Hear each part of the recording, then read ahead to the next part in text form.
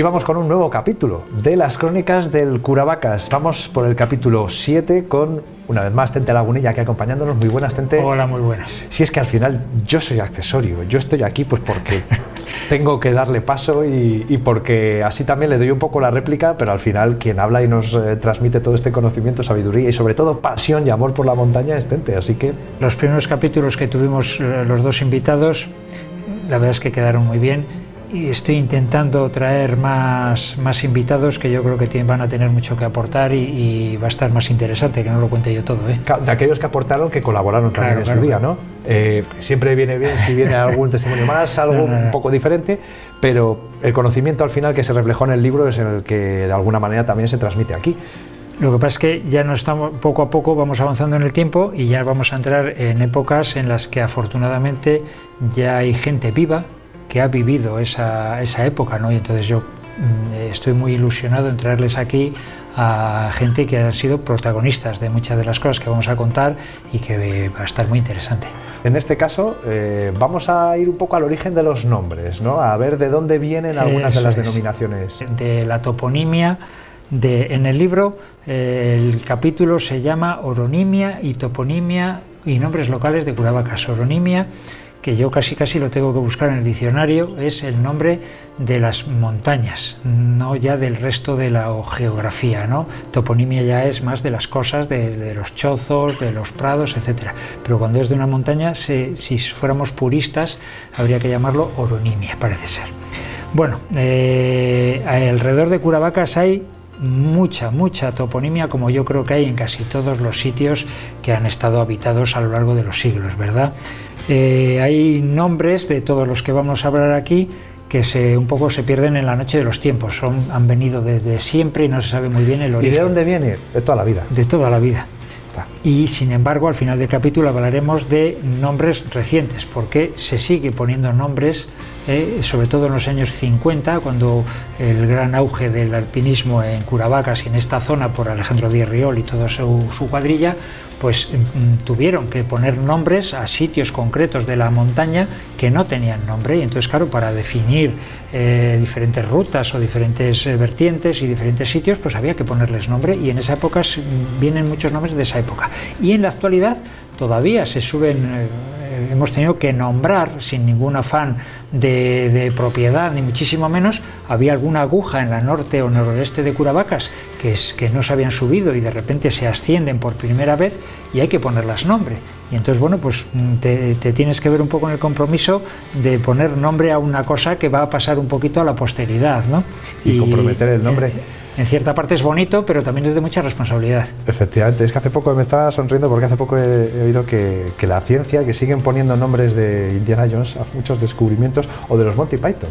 Sí, bueno. Claro, ese friquismo que acaba saliendo a relucir, por eso he pensado, menos mal que el boom fue en los años 50 y no en los 80 o los 90, porque si no...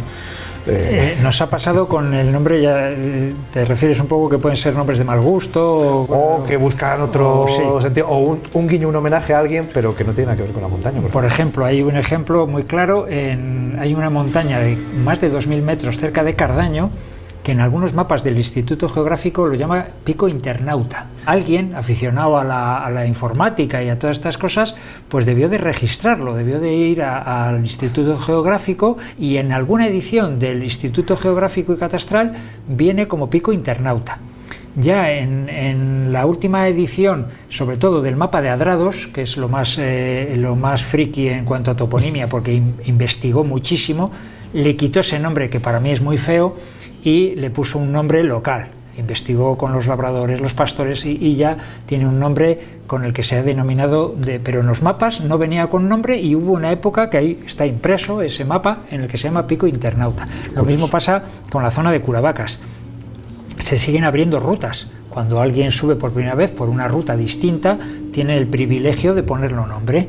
Entonces hay desde nombres muy bonitos, muy evocadores, muy buscados y muy bien pensados, y otros pues que rozan con la mala educación, ¿no? Pero nadie se puede meter en el nombre que alguien pone cuando ha subido por primera vez una montaña. Entonces, bueno, pues hay que apechugar con los nombres establecidos y así son, ¿no? Y hay que ser fieles al nombre que ha puesto el autor de esa ruta. Igual así es más difícil de olvidar, también vamos a ver el lado positivo. Bueno, eso sí, pero también yo personalmente preferiría que los nombres de las vías fueran nombres bonitos, ¿no? No nombres polémicos incluso en algunas ocasiones, ¿no? Bueno, pues vamos a arrancar. Empezamos por algún sitio y vamos a empezar a hablar por algunos manantiales famosos que hay alrededor de Curavacas. En concreto, al pie de la cara sur de Curavacas, entre Vidrieros y la cumbre, en la parte baja, está los Prados de Cabriles, y hay un manantial que se llama el Manantial de Cabriles y también se le llama el Manantial de los Prados del Tío Vítor. Esto, hay una persona en Vidrieros que me ayudó mucho buscando toda esta toponimia, gente de ahí de la zona, a los cuales pues, les agradezco infinito pues, que me hayan pasado toda esta información, porque claro, en los mapas no viene ni la mitad de la toponimia que realmente existe sobre el terreno, ¿no? Isidro en concreto pues me ayudó muchísimo a buscar todos estos nombres. Bueno, pues estos de los Prados de Cabriles tienen ese manantial. Aquí en esta fotografía doble se ve el manantial como era tradicionalmente un manantial, y desafortunadamente para mi gusto, pues en 2017 se hizo una reforma, metieron ahí un tubo de PVC, montañero, quiero decir que tampoco fue una cosa, ni pidieron permisos al parque ni nada de nada. En 2018 se puso incluso un cazo de acero inoxidable, y en las fotografías se ve todo un poco aparatoso, un poco natural para mi gusto, pero bueno, es mi opinión, ¿no? También en los Prados de Cabriles, yo no le he llegado a conocer, había una fuente, la fuente de la Barrilera, que Isidro me contaba que los pastores iban allí a beber y era un sitio muy bueno para estar durante el tiempo que estaban con el ganado, y hoy ha desaparecido ya esa fuente, ¿verdad? En esos mismos prados también está el Covacho de Cabriles, que es una pequeña cueva, que es una cosa extraña, ¿no? Porque en los conglomerados de Curavacas, en la roca de Curavacas, no hay cuevas, es imposible. Entonces un covacho no es una cueva, ahí supongo que los movimientos tectónicos movieron aquello, no ha sido una cueva como en caliza que se hace por disolución, sino que hay un movimiento, y bueno, pues hay una cueva utilizada tradicionalmente también por pastores para refugiarse, y se llama así el Covacho de Cabriles, que está, alguna vez he dormido yo hace años allí. Cerca también de Curavacas, en la zona de Pando, hay otro manantial famoso que es la Fuente del Tesoro, y la leyenda dice que allí hay enterrado un caldero lleno de monedas de oro. En esta otra fotografía se ve la Piedra del Tesoro que está subiendo hacia Cabriles. En la Piedra del Tesoro no se sabe de nadie que haya excavado, pero sí que en la Fuente del Tesoro, en la zona de Pando, ahí se sabe con nombres y apellidos de que ha habido gente que ha acabado buscando un tesoro que evidentemente nunca ha aparecido, ¿no? Luego también otra cosa que hay mucho alrededor de Curavacas son chozos de pastores, que a lo largo de los siglos pues, se han ido utilizando para refugiarse los pastores principalmente, luego montañeros también alguna vez, en sus travesías, o los pastores pues, cuando en las estancias con el ganado, ¿no? Hay uno de ellos, este que vemos en las fotografías, que es el chozo de Postil de Soña, está por encima del refugio de Postil de Soña, es en la cara sur-oeste de Curavacas. Y es un chozo muy poco conocido porque no es un chozo típico. Generalmente los chozos son hechos de piedra y con el tejado o de brezo o de escobas o de teja en los mejores casos. Aprovecha una oquedad entre unos, aquí en las fotos se ve, una oquedad entre unos bloques de conglomerado, y con lajas de piedra los pastores pues tienen hecho pues como una especie de tejado y de paredes, y donde se puede uno refugiar. Es un sitio curioso, poco visitado este. Hay un sitio también curioso que tampoco es muy conocido, que es la Majada de la Caseta. La Majada de la Caseta está a mitad de Pedrera. Cuando subes desde la sur, según subes hacia la cumbre, a la izquierda hay un pequeño rellano que se llama Majada. Todavía se puede reconocer el corral, aquí en las fotografías se ve, y la base de ese chozo típico de hecho con tejado de pájaro, de brezos o de escobas, y aquí esto se ha estado utilizando hasta no relativamente mucho tiempo, ¿no? Tengo además una anécdota de este Majada de la Caseta. hay Javier, que es el dueño del mesón Curavacas, que todavía está, perdón, el mesón El Molino, que está en pleno funcionamiento ahora mismo.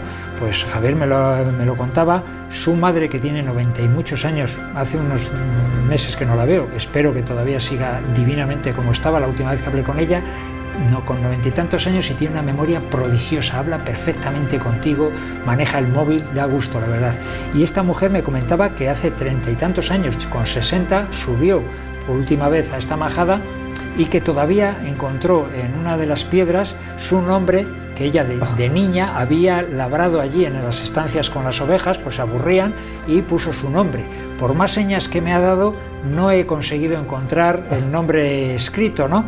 Pero bueno, pues ella me contaba pues muchas anécdotas. Sería una labor de ir allí a hacer una buena batida a ver si aparece realmente ella, ¿sí? el nombre escrito de esta mujer, ¿no?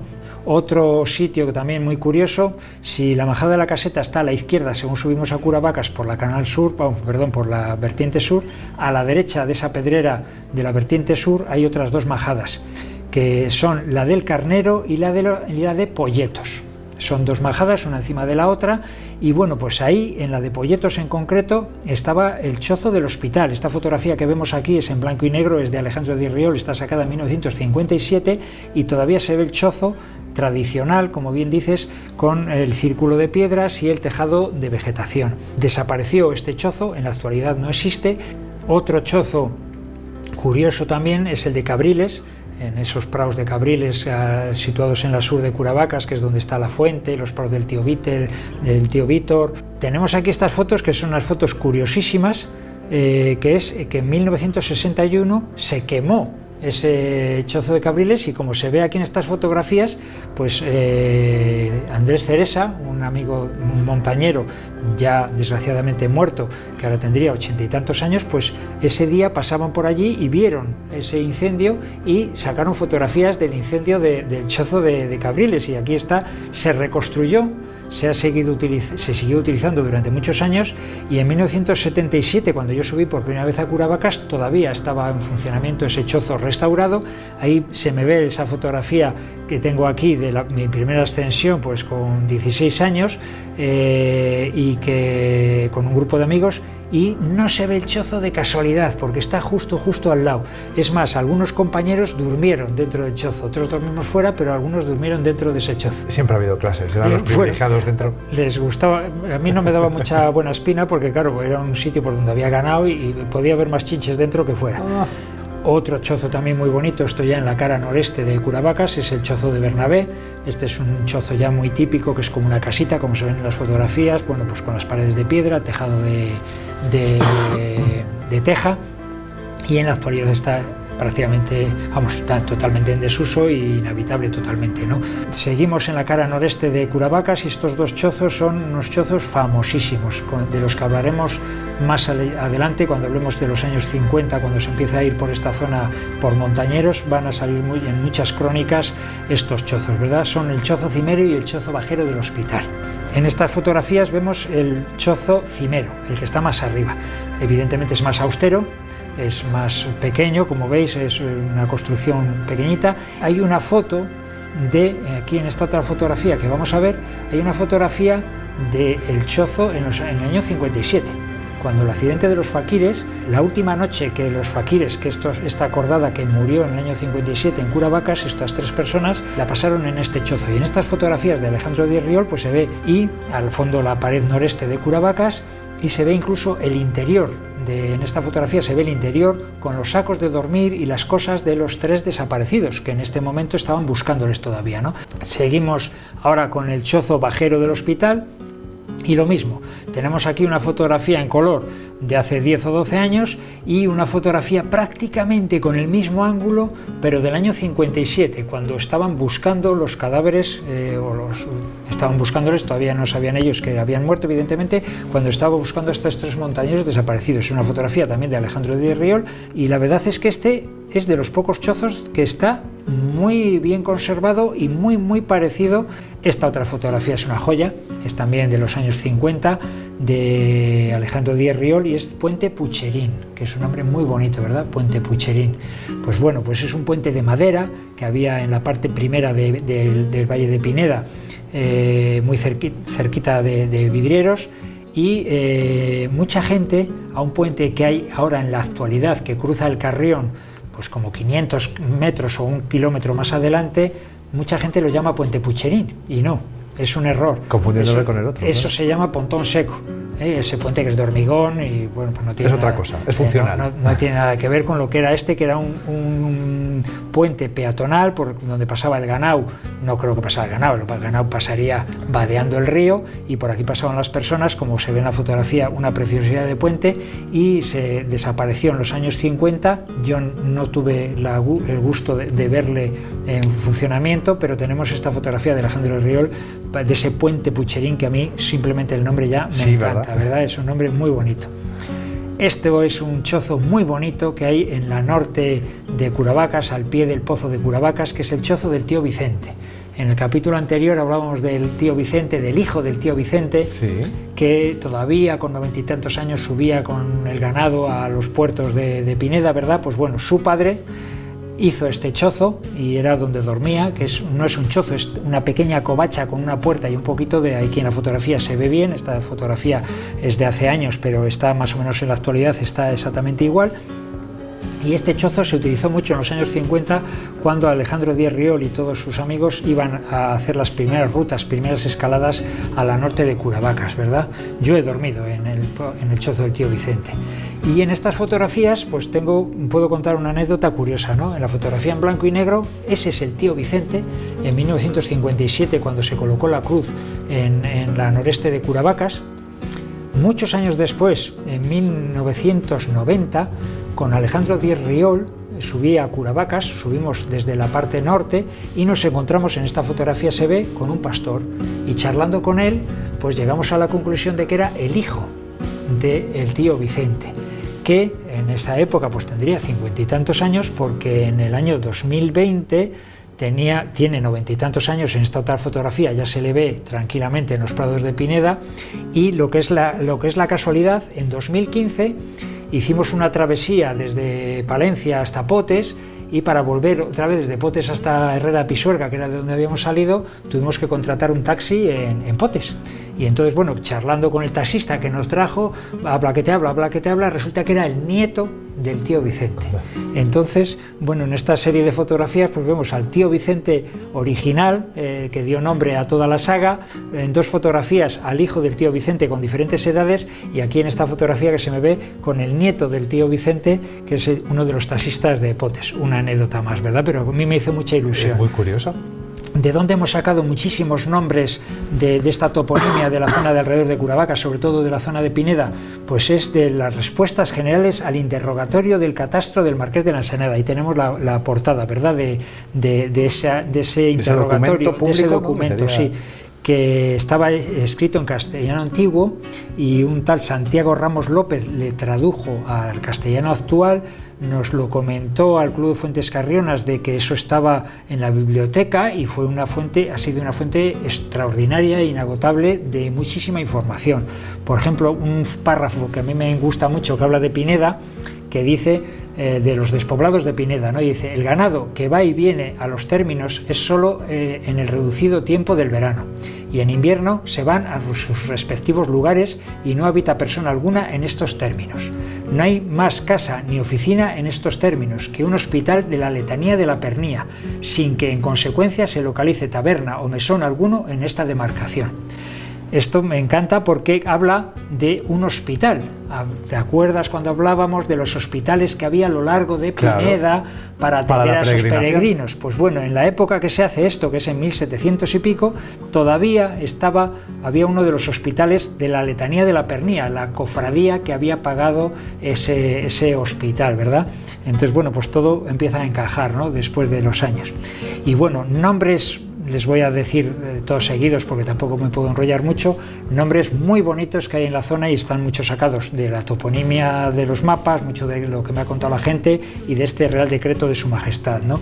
Por ejemplo, nombres bonitos: Peña Amadora, Hierbas Dulces, Peña del Hombre, Canal de Río Frío, Fuentes Carrionas, Cotorredondo, Riañuelo, El Bes, Las Cardinas, Pumar, Lezna, Cortes, Tañuga, Picorbillo, Correcaballos, Santa Marina, Mollorente, Ontanillas, Las Grajeras, Bustalcuente, Valdecerezo, Vega Los Cantos, Vega La Canal, Sestil de Matapiojos, Ruiplanes, Canalón, El Estrecho, Rebenquera. Bueno, pues son unos nombres preciosos, a mí me encantan, ¿no? Sobre todo lo de Peña Amadora me gusta muchísimo. Es que has empezado por el mejor. Y hay dos nombres de todos estos que tienen explicación. Casi ninguno tiene explicación, pero hay un par de ellos que sí que puedo dar la explicación. El Hospital, el Pico del Hospital y el Cuello del Hospital y todos los prados del Hospital se llama así porque los prados pertenecían al Hospital de la Herrada, de Carrión de los Condes. Y otro, Monte Las Huelgas, que también hay una montaña allí de 2000 y pico metros, muy cerquita de Curavacas, a continuación. Pues ¿por qué se llamaba Monte Las Huelgas? Porque todos los prados esos eran del monasterio de los burgalés de Las Huelgas. Es por lo que se llama así. Ni el hospital tiene nada que ver con el nombre de Curavacas, ni tiene nada que ver con el hospital, ni nada de nada. Es que era del Hospital de la Herrada de Carrión. Y Monte Las Huelgas, pues tampoco tiene nada que ver con lo que primero que se nos va a nosotros a la cabeza de una huelga, pues no. Era del hospital del monasterio de las Huelgas de Burgos. Y luego, como bien hemos dicho, pues hay otra época en la que se ponen muchos nombres en la zona de Curavacas, son los años 50 y posteriores, porque hay que nombrar a toda esa zona de alguna manera para orientarse, ¿no? Entonces, bueno, en este precioso mapa que dibujó a mano Alejandro Díez Riol, pues figuran muchos de esos nombres que ya se dan en esa época, ¿verdad? Y por ejemplo, pues bueno, la Llana, que es la parte de arriba de Curavacas, pues eso ya está puesto en los años 50, la Meseta Inclinada, la Placa Amarilla, la Pedrera Pindia, el Canchán de los Abedules, el Callejo Grande, el Diente del Oso, la Brecha Muerta, el Callejo del Rebeco, Sanda del Notario, Aguja Sur, la Escopeta, el Escudo, Hoyo Muerto, Aguja del Pastel. Todos esos son ya nombres actuales.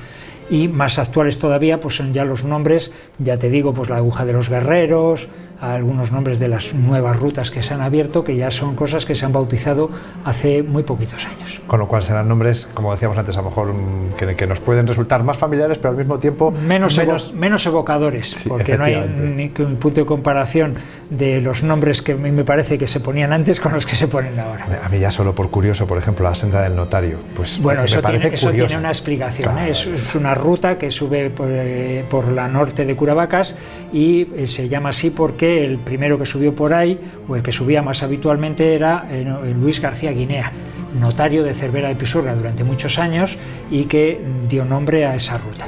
¿Y seguramente alguna más? Sí, abrió varias rutas en la zona, pero su preferida era la senda y ruta del notario, las dos cosas. Muy curioso, nombres efectivamente, creo que ha dado con la palabra clave evocadores, o que de alguna manera le dan más personalidad a un territorio, ¿no? Así es. Bueno, pues seguiremos avanzando, conociendo más a fondo todo lo que tiene que ver con Curavacas. Ya anticipaba Tente, hablaremos de distintos capítulos, episodios, momentos de la historia de Curavacas, pero será más adelante porque nos hemos quedado sin tiempo para más por esta semana. Pero volveremos la que viene, Tente. Muchas gracias como siempre. Venga, un saludo.